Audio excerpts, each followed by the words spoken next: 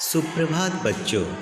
मैं आज इस वीडियो में आपको कक्षा चौथी के लिए कहानी दान का हिसाब का दूसरा भाग समझाने जा रहा हूँ। बच्चों, आपने इसके पहले भाग के वीडियो को ज़रूर देखा होगा, सुना होगा और आज मैं इसके दूसरे भाग को समझाने जा रहा हूँ। इसकी पहले हम पढ़ेंगे, फिर उसकी व्याख्या सुनेंगे। तो यहाँ पर हम देखेंगे कि कहानी का नाम है दान का हिसाब, जिसका दूसरा भाग इस तरह से प्रस्तुत है। कहानी दान का हिसाब। यह सुनकर वहाँ उपस्थित लोग हाँ हो कहकर रह गए, मगर मन ही मन उन्होंने भी सोचा, राजा ने यह काम ठीक नहीं किया। ज़रूरतमंदों की सहायता करना तो राजा का कर्तव्य है। तो हम देखेंगे दूसरी बार आकर भी जब गरीब अकाल पीड़ित राजा से कुछ सहायता न पाकर निराश होकर लौट जाते हैं, तो वहाँ राजसभा में उपस्थित सभी लोग मन ही मन सोचते हैं कि राजा ने यह उचित नहीं किया। परंतु राजा है, उनके मुंह के ऊपर भी वो कुछ नहीं बोल सकते हैं, पर मन ही मन उन्होंने सोचा कि राजा का तो परम कर्तव्य होता है अपनी प्रजा के सुख दुख में साथ देना, उसकी मदद करना। पर राजा ने ज़रूरतमंदों की सहायता न करके ये बिल्कुल अच्छा काम नहीं किया है। तो आगे देखते हैं। 2 दिन बाद न जाने कहाँ से एक बूढ़ा सन्यासी राजसभा में आया।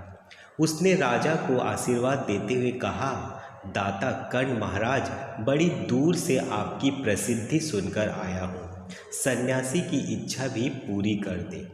तो ऐसा होने के 2 दिन बाद क्या हुआ, एक साधु यानी एक सन्यासी राजसभा में आया और उसने राजा को आशीर्वाद दिया। और बच्चों, आप जो महाभारत है वहाँ एक पात्र है कर्ण, जो बहुत ही दानवीर था, यानी इसीलिए उसे दानवीर कर्ण भी कहा जाता है। तो यह सन्यासी उसी दानवीर कर्ण के साथ इसकी तुलना करता है।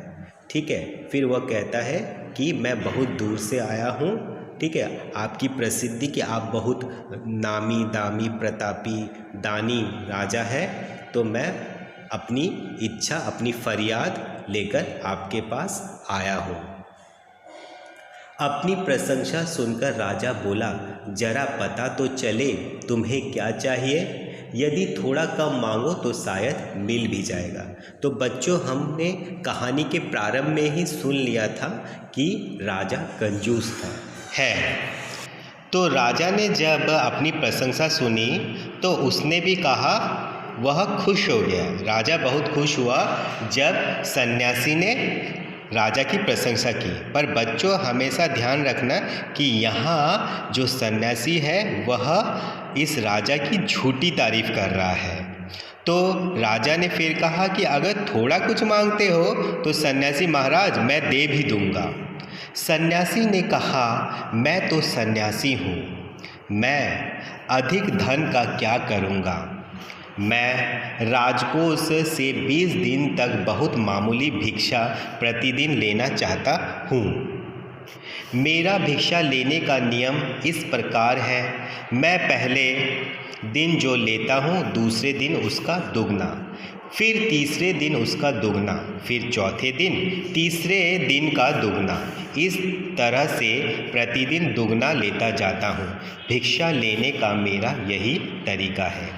तो राजा ने जब कहा कि कुछ थोड़ा बहुत मांगोगे तो मैं दे भी दूंगा, तो इसका उत्तर देते हुए सन्यासी ने कहा कि मैं तो सन्यासी हूँ, न मेरा घर परिवार है, न मेरे बाल बच्चे पत्नी है, मैं तो यहाँ वहाँ भटकते रहता हूँ, तो मुझे ज़्यादा लेकर कुछ लाभ नहीं है, मैं ज़्यादा कुछ नहीं चाहता हूँ, पर मेरा जो भिक्षा लेना चाहता हूँ उसका एक तरीका है। यानी वो तरीका क्या है, मैं आज जितना लूँगा कल उसका दुगना यानी डबल, फिर दूसरे दिन का तीसरा दुगना, तीसरे दिन का चौथा दुगना, इसी तरह से वह हर दिन दुगना भिक्षा मांग रहा है राजा से।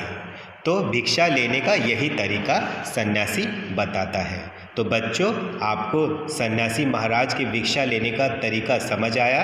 अब हम आगे पढ़ते हैं। राजा बोला, तरीका तो समझ गया, मगर पहले दिन कितना लेंगे यही असली बात है। 2-4 रुपए में पेट भर जाए तो अच्छी बात है, मगर एकदम से 20-50 मांगने लगे तब तो 20 दिन में काफ़ी बड़ी रकम हो जाएगी। तो राजा ने कहा कि तरीका तो समझ में आ गया, अगर 2-4 रुपए से आप अगर भिक्षा लेना शुरू करते हैं तो वो भी मैं देने के लिए तैयार हूँ, पर एक बार में आपने पहले दिन ही कहा कि मुझे 20-50 हज़ार मांगना है, मुझे भिक्षा के रूप में चाहिए, तो वह दुगना करते करते तो बहुत बड़ी रकम हो जाएगी। तो ऐसा तो कोई बात नहीं है। तो आगे पढ़ते हैं। सन्यासी ने हंसते हुए कहा, महाराज, मैं लोभी नहीं हूँ। आज मुझे 1 रुपये दीजिए, फिर 20 दिन तक दुगने करके देते रहने का हुक्म दे दीजिए। तो सन्यासी ने कहा कि मैं लोभी नहीं हूँ, मैं अधिक पैसे का क्या करूँगा, बस आप हुक्म दे दीजिए कि मुझे आज जो भिक्षा मिले वह भिक्षा हो 1 रुपये। मैं 1 रुपये से भिक्षा लेना शुरू करना चाहता हूँ। यह सुनकर राजा, मंत्री और दरबारी सभी की जान में जान आई। राजा ने हुक्म दे दिया कि सन्यासी के कहे अनुसार 20 दिन तक राजकोष से उन्हें भिक्षा दी जाती रहे। तो यह सुनकर कि अरे वो तो 1 रुपये से ही भिक्षा लेना शुरू कर रहे हैं, पहला दिन वह 1 रुपये लेंगे। तो इससे क्या हुआ, राजा, मंत्री, दरबारी सबको सांस में सांस आई, जान में जान आई कि उन्हें लगा नहीं कि सन्यासी महाराज कोई बड़ी रकम नहीं मांगेंगे। तो और राजा ने हुक्म भी दे दिया कि 1 रुपये से शुरू करो, इसको हर दिन दुगना देते रहो और 20 दिन तक सन्यासी महाराज को भिक्षा देते रहो। सन्यासी राजा की जय जयकार करते हुए घर लौट गए और सन्यासी महाराज ने राजा का जय जयकार कहा कि राजा की जय हो, यह कहकर वह अपने घर लौट गया। राजा के आदेश के अनुसार राज भंडारी प्रतिदिन हिसाब करके सन्यासी को भिक्षा देने लगा।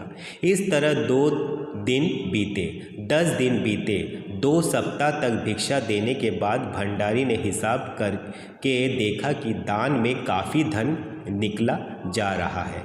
यह देखकर उन्हें उलझन महसूस होने लगी। महाराज तो कभी किसी को इतना दान नहीं देते थे। उसने यह बात मंत्री को बताई। तो राजा के आदेश अनुसार राज भंडारी यानी जो राजकोष यानी राजा के जो भंडार होता है, खजाना होता है, उसका जो हिसाब रखता है उसे राज भंडारी कहते हैं। तो राज भंडारी ने क्या किया, भिक्षा देना शुरू कर दिया। इस तरह से 2 दिन बीते, 10 दिन बीते, 2 हफ्ता यानी 14 दिन बीत गए। जब भंडारी ने हिसाब लगाया कि सन्यासी को कितनी भिक्षा दी जा रही है, तो उन्होंने देखा कि बहुत ज़्यादा रुपए सन्यासी को भिक्षा के रूप में दिया जा रहा है। फिर वह सोचने लगा कि इतना दान तो राजा किसी को नहीं देते हैं, तो यह बात मुझे मंत्री जी से कहनी चाहिए। मंत्री ने कुछ सोचते हुए कहा, वाकई यह बात तो पहले ध्यान में नहीं आई थी, मगर अब कोई उपाय भी नहीं है, महाराज का हुक्म बदला नहीं जा सकता।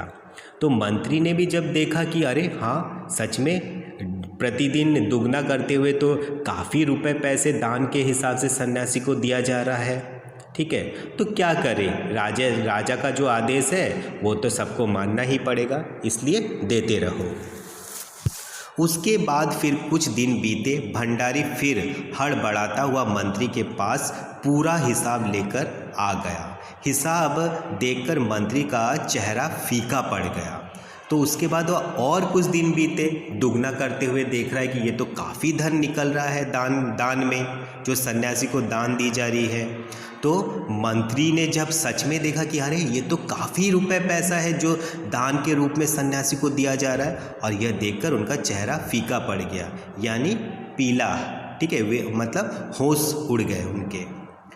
वह अपना पसीना पोंछकर, सिर खुजलाकर, दाढ़ी में हाथ फेरते हुए बोला, यह क्या कह रहे हो, अभी से इतना धन चला गया है तो फिर 20 दिनों के अंत में कितने रुपए होंगे।